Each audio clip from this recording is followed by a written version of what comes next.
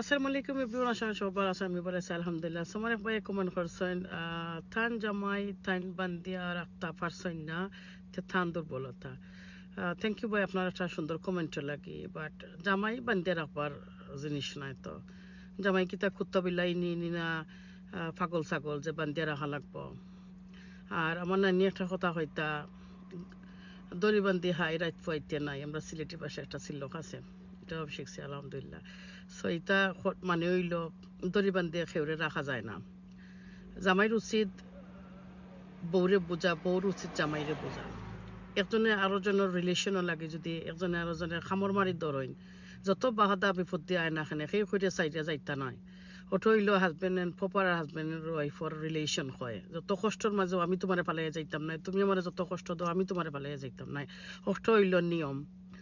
আপনারে বান্ধিয়া বইয়ে রাখতে পারছেন না, আরো বেটি রাখি লিব। Come on man. Thank you, by.